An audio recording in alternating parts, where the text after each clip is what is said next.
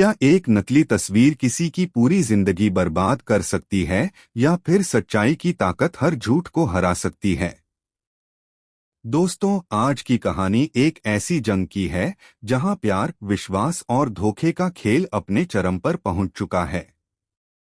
यह कहानी है काव्या, आरव और रिया की, जहां चालाक ब्लैकमेलर रिया ने नकली तस्वीरों का जाल बुनकर आरव को फंसा लिया और काव्या के सपनों को तोड़कर रख दिया। लेकिन इस लड़ाई में एक सच्ची योद्धा भी है, ईशा, जो अपने भाई आरव और अपनी दोस्त काव्या के प्यार को बचाने के लिए किसी भी हद तक जाने को तैयार है। कहानी की शुरुआत होती है गरबा नाइट के माहौल से, जब आरव सबके सामने कह देता है कि वह काव्या नहीं बल्कि रिया से प्यार करता है। यह सुनकर काव्या का दिल टूट जाता है और उसका विश्वास चकनाचूर हो जाता है।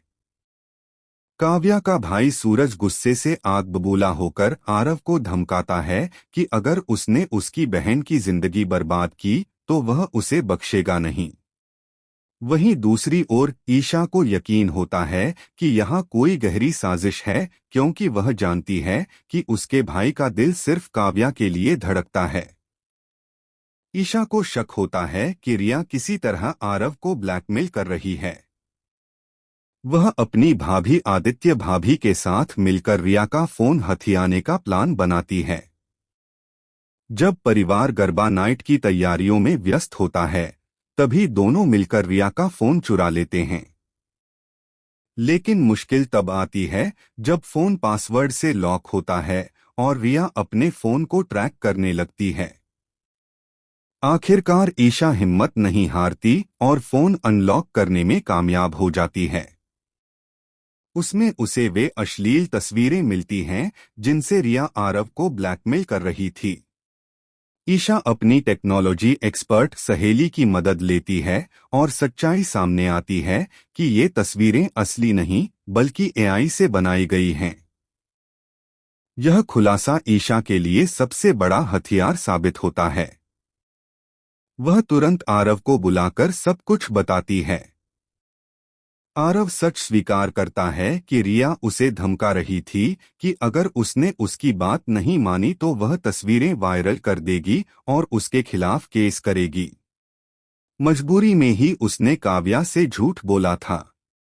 गरबा नाइट की रौनक के बीच ईशा सूरज को सच्चाई बताती है और सबूत भी दिखाती है।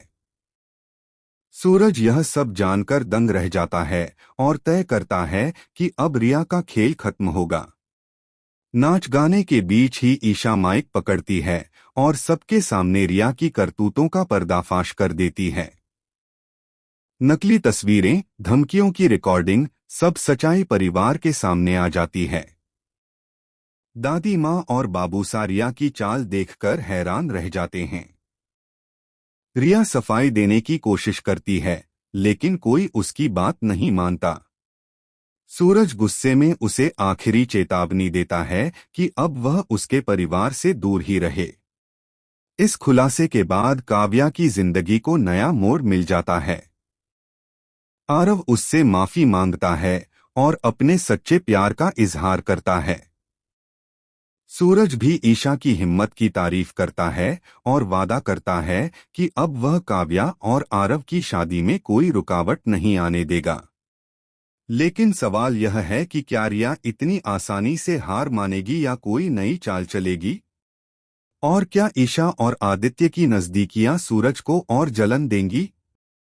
इन सवालों का जवाब अगले एपिसोड में मिलेगा।